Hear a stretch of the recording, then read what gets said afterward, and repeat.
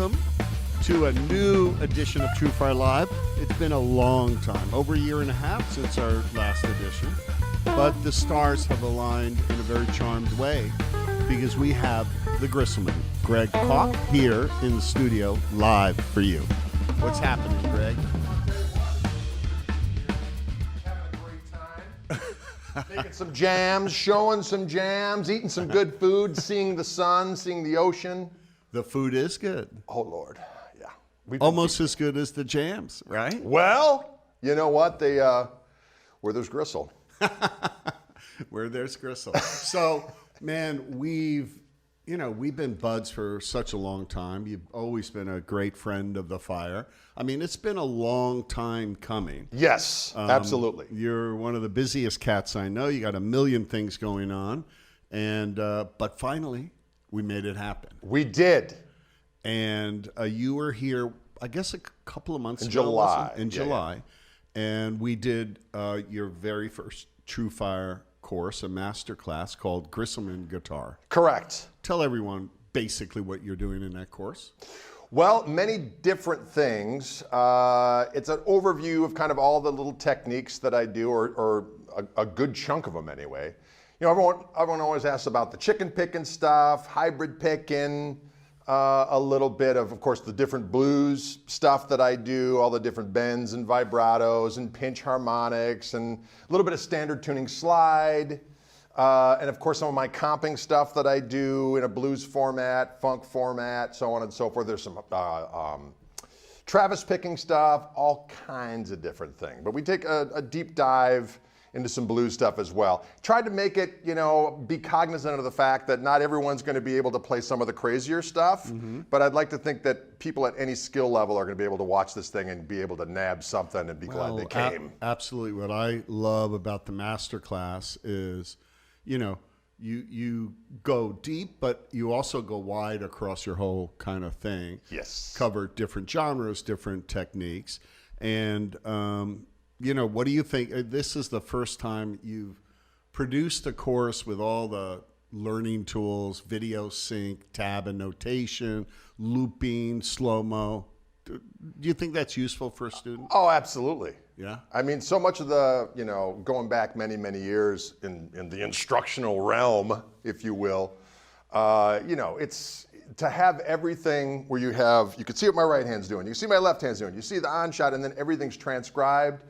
It's like, as I like to say, in this day and age, there's really no reason to suck. Not that I'm judging, but I mean, all the tools are at your disposal. I mean, guitar is one of those things you never, ever get bored because there's always something new to learn. But, a lot of times, when I was younger and there were certain things, I never was into slowing records down and all that kind of stuff. So a lot of the stuff I learned just off records, and a lot of times I learned it wrong, right? Because I was like, well, this sounds, I don't know if this is exactly what they're doing, but this is pretty cool. But by the same token, when all of a sudden you can actually, I always wanted to learn how to do that one thing, but I couldn't quite get it off the record. And now that everything is transcribed like that in a way that's easily accessible. Yeah, I mean you still got to learn the stuff. No, you know what I mean? still have to learn it. But, I do remember, putting my thumb on the vinyl and slowing it down. Of course, the pitch drops and everything gets a little bit warbly. Everything you play in the Masterclass and in the new courses, which we're going to talk about here too. Yes, sir. You go loop any section, a measure, a part of a measure, slow it down, keep the pitch. So, I don't know what else we could possibly do other than reach through the screen and, play it for you. Well, can I just interject one thing that I thought was really cool? Please, man. Is that, we do a thing where we show the example of the tune or the different technique, but then we kind of do like a deep dive into the, kind of the whole methodology of how I learned that stuff, how I heard about it.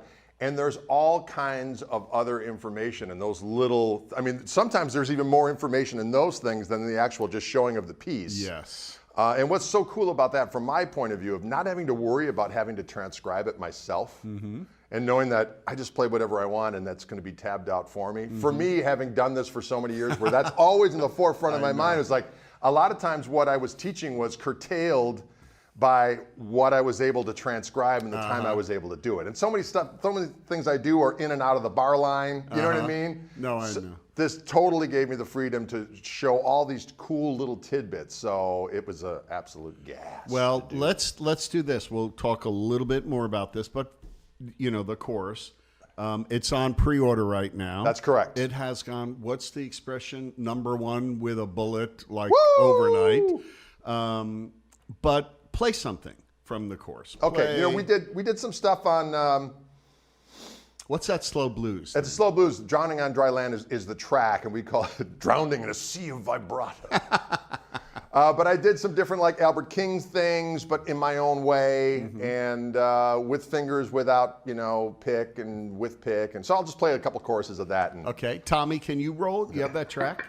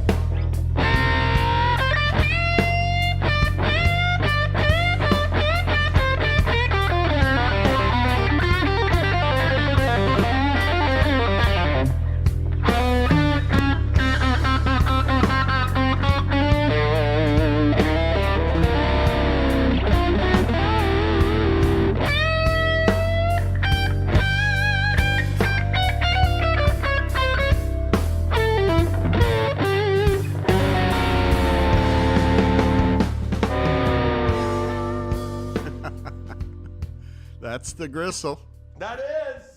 So for those folks in the audience that don't yet understand the art and nature of the gristle, can you explain that to everyone? Well, it's just kind of stupid fun. You know, years ago, I'm from Milwaukee, Wisconsin, and my band was pretty popular in the area, and that was kind of my goal. I always wanted to do my own music, so people are like, why don't you move here, move there? Well, I always wanted to do my own band, my own original music, so my thought was I'll stay in Milwaukee, and then I can make forays into the universe, as the case may be, but I'll always kind of have a little insurance policy that I can go back home and not starve and know people and all that kind of, and then when I started having kids, good place to raise the family, yada, yada, yada. Anyway, so back in the day when I was primarily just gigging all the time for my money, I would do my regular band, and then I'd put together like little, for lack of a better term, super groups with various different local musicians. And so I put together a little ensemble that played Thursday nights at a place called the Up and Under Pub. And after we would play, this is back in the day where, of course, after you got done playing, you'd go to the late night eating establishment and feast like warriors of old because you had a metabolism that could handle such savagery. And one particular evening, I'm not going to lie about, we were a little croissant. We'd been overserved a little bit and went over to this restaurant and feasted. And somewhere along the line in this late night repast, we started to get into a food fight with people. So there's food flying and so on and so forth. And throughout the whole thing, last thing I remember was that there was a piece of gristle from a steak hanging on the marquee of the Oriental Theater next door somehow in the fray. And I was looking up for it. And somehow I bellowed forth, pound the gristle is like a battle cry.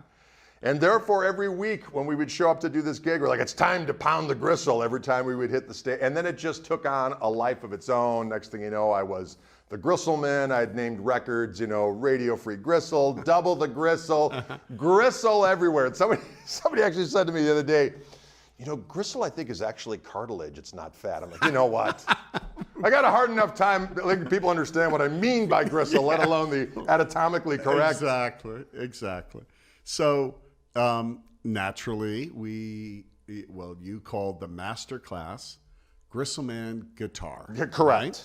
Yes. And before we play another tune, and yes. I want everyone, are you going to have to change guitar? I am going to. So should we talk about this one real quick? Yeah, talk about that real quick. Okay, this is the second signature guitar I did with Reverend, and it was kind of simultaneously developed with the new pickups that I did for Fishman.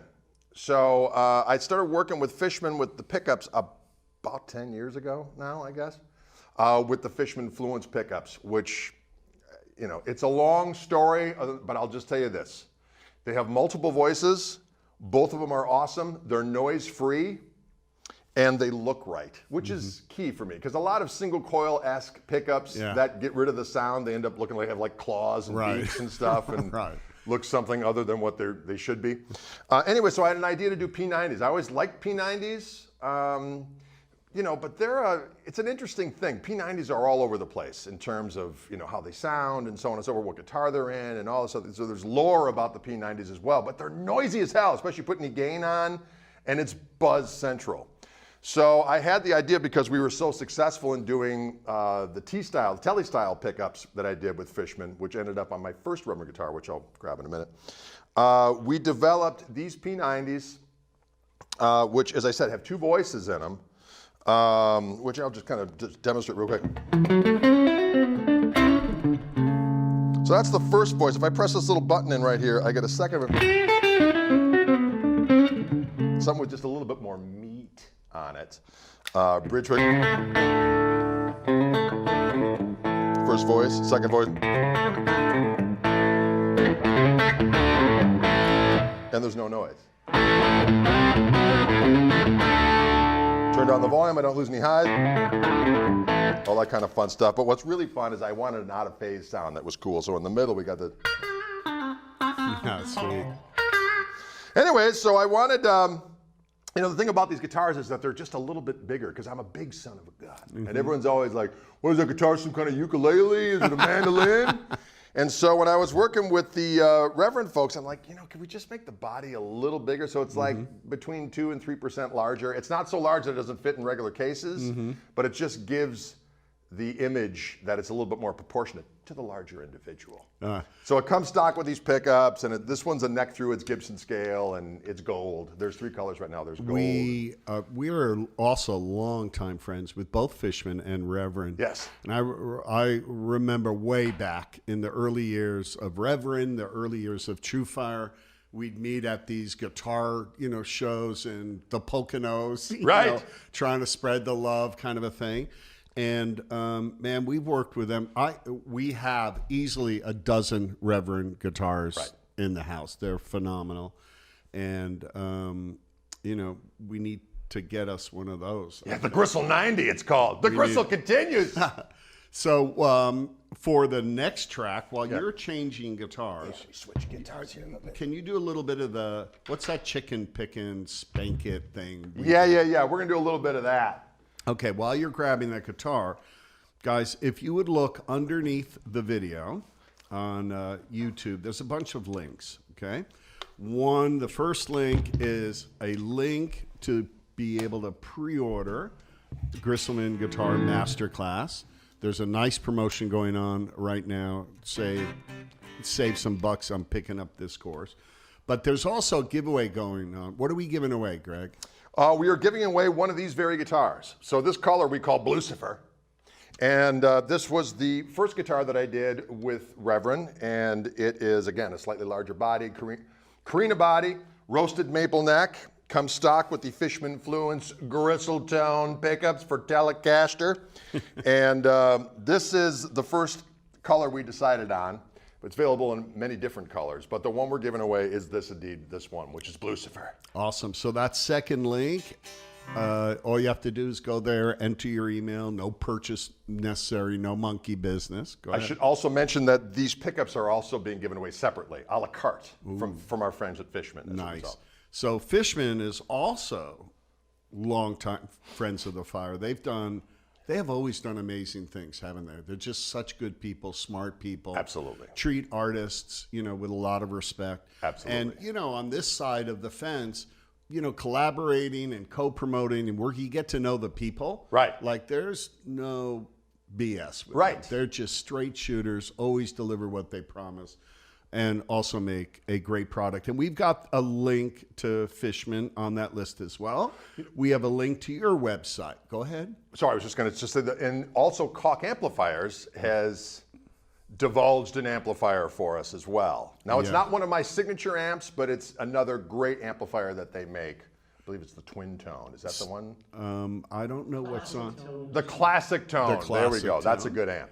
So you have the link to Koch Amplifiers, a link to Fishman, Wildwood Guitars. Give them a little love. Yes, Wildwood Guitars, they are also a part, they worked with Reverend to provide this guitar for the giveaway. And of course, Wildwood is the place where I've done all those videos going back again another 10 years. How many videos? Like 60 million gazillion? It's a lot. I mean, it was over 5,000 a few years back. I mean, you're like a video star, you know that? I mean, you've got... Well, you know what's weird, Brad, is I tell people, it's like, for years, I did the Fender thing for years. For about 15 years, I was, their words, not mine, kind of brand ambassador that went all over the place and did a bunch of stuff for them. I had record deals on Steve Vai's label with a bunch of different labels, European labels. I had columns in different guitar magazines, of course, all the different instructional things. Pales in comparison to the amount of people that saw me and knew about me from doing the Wildwood things. Because it's basically me sitting in a chair, grabbing guitars, playing, having fun, being, just talking and ad-libbing, and people responded to it. That's something I would have never have come up with on my own. Like, you're going to end up sitting in a stool and playing these really nice guitars. So this link here to Wildwood Guitars, are you able to access the videos on that link? Absolutely. Okay, so when someone goes to the site and they click on a guitar and if there's a little red camera icon next to that guitar, that means there's a video for that. Go check those out. So, folks, you'll understand why we needed stars to align and get a little space in both of our schedules. You do so many things, things from your home. You stream how many times a week? It's 4 to 5 times a week. So we do these Fishman live streams Mondays and Fridays, starting at 5 p.m. Eastern time, 4 p.m. Central. And then Tuesdays and Thursdays, I do a Wildwood stream. They send me guitars from Colorado, and I do that. And that's Tuesdays and Thursdays at 3 p.m. Central, 4 p.m. Eastern. And then I started a podcast that's both sanctioned by Fishman and Wildwood, and we have got 53 episodes up. The latest one with John 5 just went live. I mean, we had everyone from Steve Vai to Kurt Flesher to Joe Satcher, all these different folks, and we just have these fun, casual conversations. They're great. I love Chewing the Gristle, that one's called. See the Gristle thing? It just keeps on rolling. And why not? That's right. And then every other weekend or so, I bring Toby Lee Marshall down, who's a great Hammond organist, and my son Dylan plays drums. We have a thing called the Koch Marshall Trio, and we play live on my YouTube channel with that and on Facebook and so on and so forth. And there's plenty of previous shows that are up on my YouTube channel if people want to go and check that out. It's good, clean fun. So you have all the links underneath this video. That's correct. That will converge into your universe. That's correct. If you go to my website, everything is linked from there. My lovely wife has done a good job with the website and making sure people know how to get where and how. She does phenomenal job. Okay, so hey, and while you're under the video, why don't you click that thumbs up icon? That's a great way to share the love for the Gristle. Yes. Okay, why not? If you will. And enough talk. Why don't we do some Gristle here? All right. So the chicken picking thing. Yeah, I'm going to do a little chicken, just improvise a little bit over the change of this old tune of mine, Spank It, which, I wrote this tune in 1988, as a matter of fact.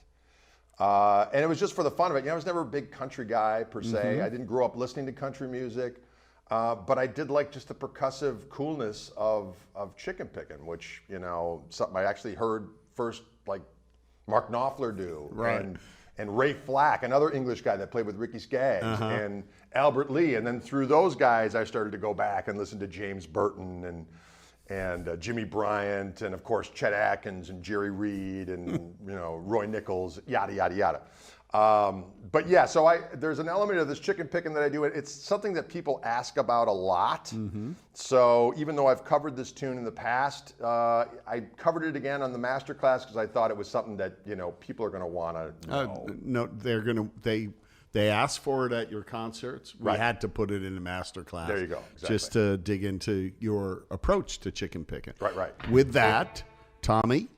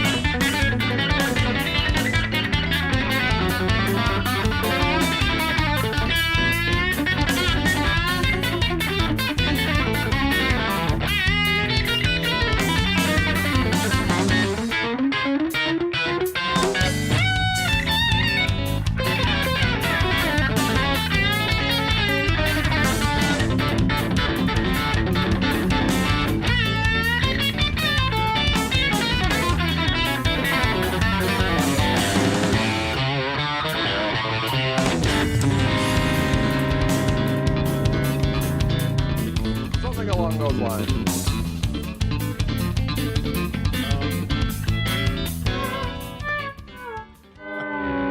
Hey, I've got to read this one comment. Here's a question from, I think it's Ville Kootman. When did Greg realize that he kind of made it in the guitar scene?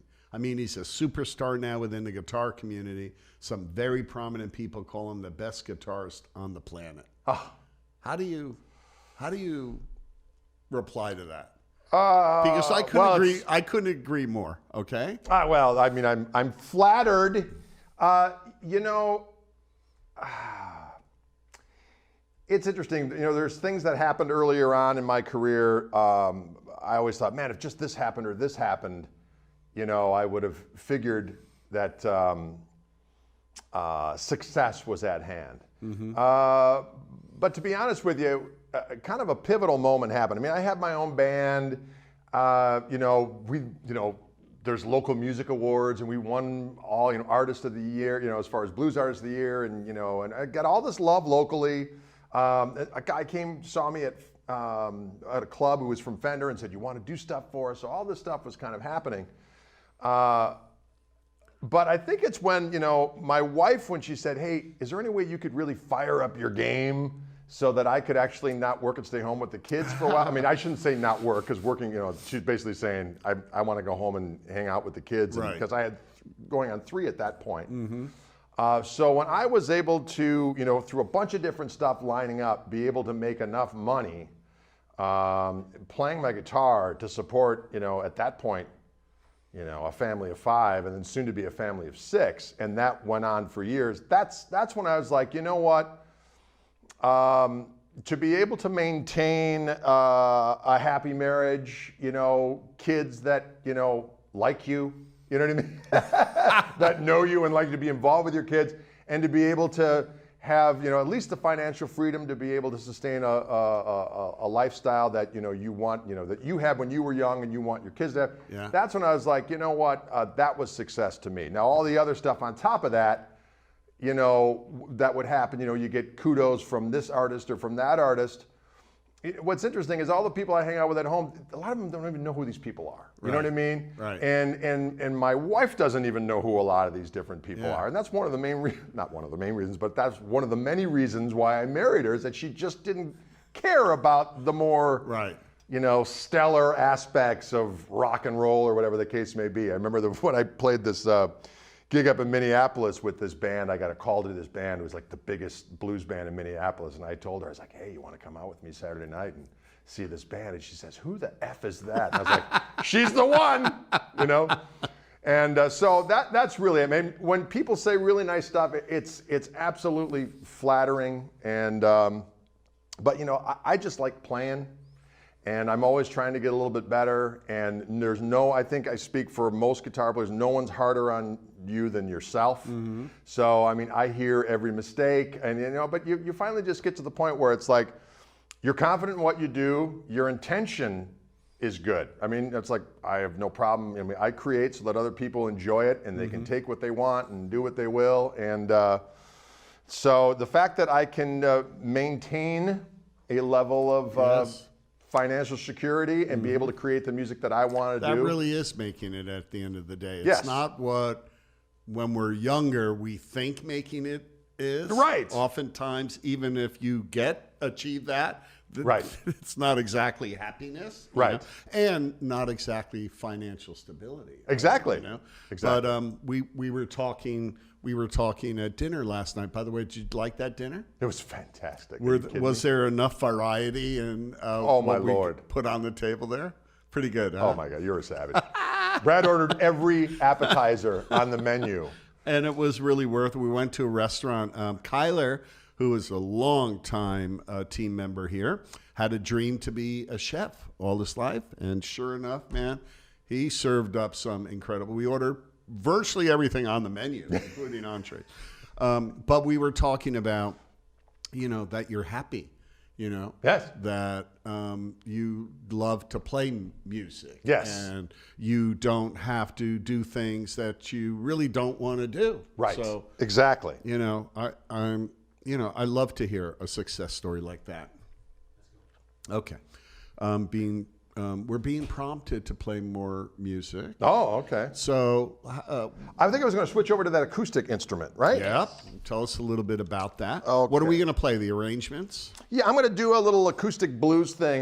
There's a on my acoustic Gristle Soup record that I put out a few years back.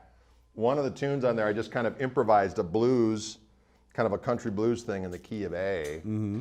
And Steve Hamilton, the engineer, is like, well, what should we call this tune? And I said, Phineas Poundwell. And I always kind of use the fictitious name Festus McCorkindale as my alias. And there's, you know, I'm like, well, what's your favorite band? Festus McCorkindale and the All Night Pounders. And certainly Phineas Poundwell is in that lexicon of non-existent artists. Let's see what we got here. We're all So plugged in Fender here. was kind enough to ship that here this week for you. That's right? correct. Tommy, you got it?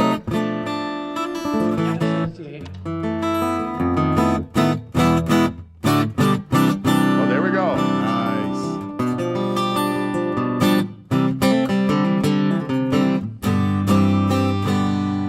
Yeah, so we got.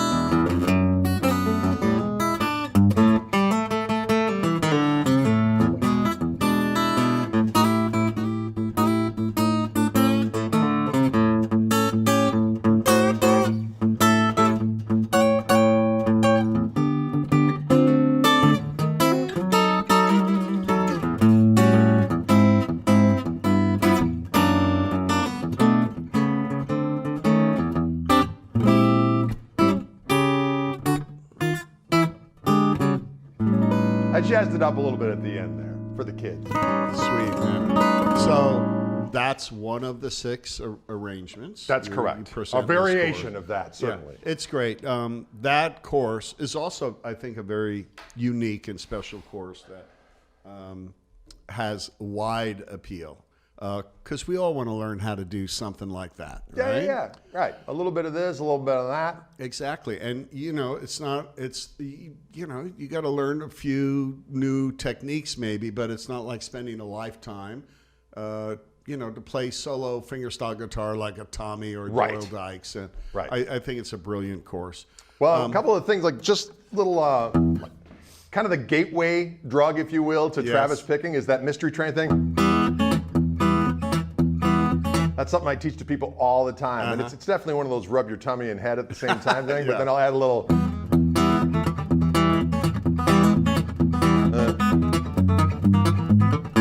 That kind of stuff, and then getting into just the Travis.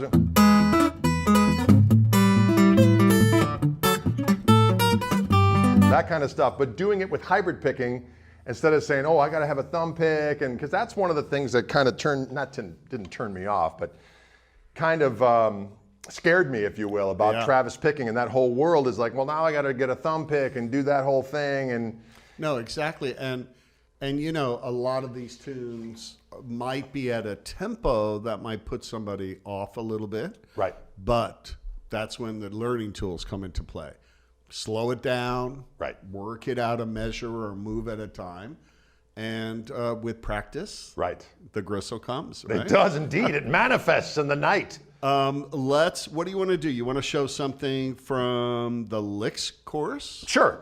Let me grab Another instrument. my old Stratocaster. So we've got some funk, maybe some funk. Yeah, we could do that. Let's do that. Let's Funk of a different flavor. flunk of a different flavor. This is actually a track that's going to be on the next Koch Marshall trio record. But what's interesting. There we go. And the tracks on these courses are many, if not most of them, from actual studio recordings. That's correct. They are. I'm sorry, I got the wrong thing plugged in here. So many chords, Tommy. So little time. Well, that's what happens when you bring 4 guitars to the gig, right? Well, I've got that cool case. I can bring 3 guitars in. No. So, but this is actually an old guitar. I ordered this from the Fender Custom Shop as a one-off in like 1991. Jeez. And the neck got stripped about 10 years ago. My guy's like, their neck is messed up, man. We need it. So Fender made me another neck. And I had that neck on here, but this was the neck that I had for years and years, played all my records on and all that kind of stuff. So I got a guy who recently was able to repair the neck, figured out a way to unstrip the neck. I'm talking about the truss rod. And so I just got this neck back on here again. So it's like reborn. And I have the Fishman Fluence single width pickups on here, which sound magnifico. Yeah. But anyways, I thought it would be fun to have a Strat, because on all my early records, Strat on all that stuff. So, and to accurately do some of my guitar heroes, I need a Strat. Exactly. And so anywho, some of the licks that we did, we did all kinds of different, but I used a neck pickup on a Fender guitar is always Do you have a track you want to show? Yeah, let's do that. Let's do that funk of a different flavor. I'll just kind of noodle on that a little bit. You got it.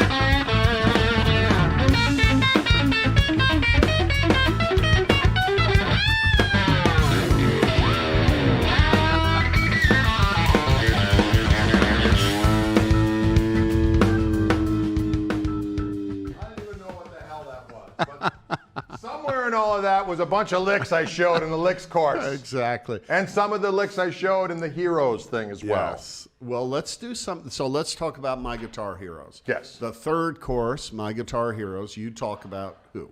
I talk about... Who influenced your playing? Well, it's hard to narrow them down for sure. I know. But Hendrix. Yeah. The whole reason why I started playing guitar was Hendrix.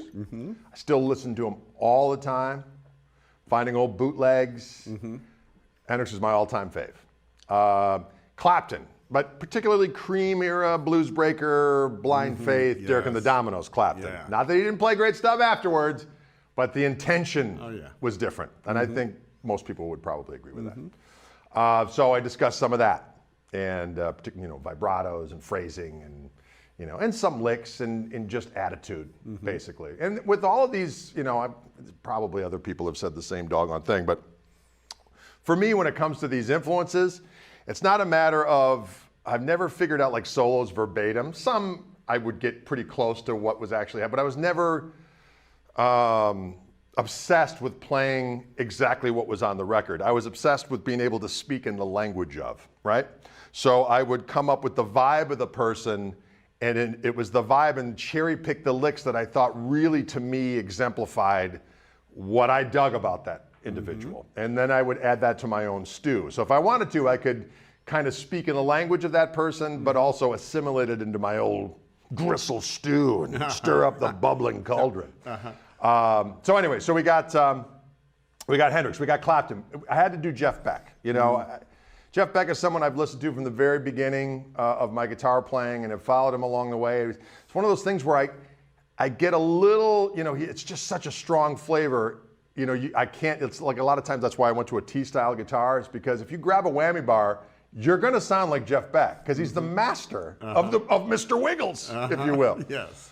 But there's some cool stuff that he did, so I had to do some of that in the vid as well. And Jeff Beck is one of arguably the only guy of that generation of like 60s icon guitar players that continues to get better. Yeah. And whose voice has changed and just matures in the coolest way as far as an instrumentalist is concerned. So there's Jeffrey Beckery. And then I wanted to do Roy Buchanan because there's so many things that I do on the T-style guitar, the Tele-style guitar that come from Roy. Even whether I learned it initially from Roy or not, they all came from Roy. Yeah. So, the pinch harmonics, the pedal steel bends that he would do, the kind of overbend with the tone control wahs and the volume slurs and all that kind of stuff I got from Roy. So I do I had a tune of mine from the Radio Free Gristle record called Dry Ice, which I dedicated to Roy. And it's more of kind of because he would do ballad stuff that just was so emotive and searing, that searing tone. So that's more in that spirit of stuff. Sorry, I'm spitting. And then I had to do Albert Lee because Albert Lee was, the reason why I got into that whole kind of country style of guitar. I mean, when I first heard him play with Eric Clapton on that Just One Night live record, and all of a sudden Clapton would play his solo and this other guy came in and was like, what is that? Yeah. That's not the blues scale. Right. What the hell's going on here? Right. So I had to do Albert Lee and the various different things I learned, from Albert Lee. And it was through reading about Albert Lee that I learned about, Jimmy Bryant and Roy Nichols and you name it, all the different Tele guys. So how about, can you do something from the Jeff Beck set? Sure, let's do it. This is an old tune of mine.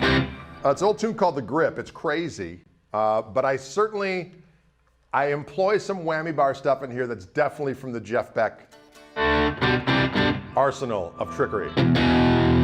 And we'll do that for you. You ready for that, Tommy?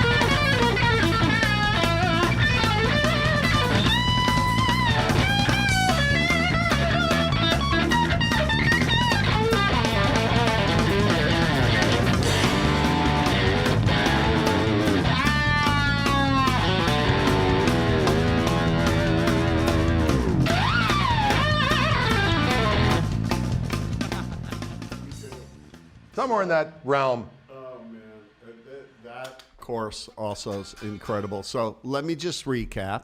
Hey Tommy, we should let Greg play something out. Pick whatever you want. But before you play us out, I want to thank, first of all, everyone for tuning in. Yes. It's been a long time since our last one of these live streams. Thrilled that we came back with you on this one. Thrilled to have you in the studio. Please, a couple of things. Give us a thumbs up if you would. That's really helpful for spreading the love. And check out all those links. You can still pre-order the Gristleman Guitar Masterclass. The link's under the video. You can enter the giveaway. No purchase necessary, no monkey business. Just enter your email. You've got a shot at winning that guitar. Couple of links for Greg's website and his educator page on TrueFire. Links to Reverend guitars, Wildwood guitars, Fishman, and Koch amplifiers. Man, and thanks for your patience with our little glitch. Yeah, it happens. Okay, it's live. Technology is. Yeah, rascal. you can rely on that kind of stuff happening. You know, Tommy, what do you guys want to play out? We could just want to do the first track over again, the very first one? Yeah, here's what I've got available. I have Moan and Glory, Orange Church, Railman's Tale, Sacred Steel, Thrust Bucket, or we could do any of the ones we did. Let's do Orange Church. What the heck? Oh, yeah. Thank you, everyone, for tuning in, and we'll see you on the next one, which I hope is real soon.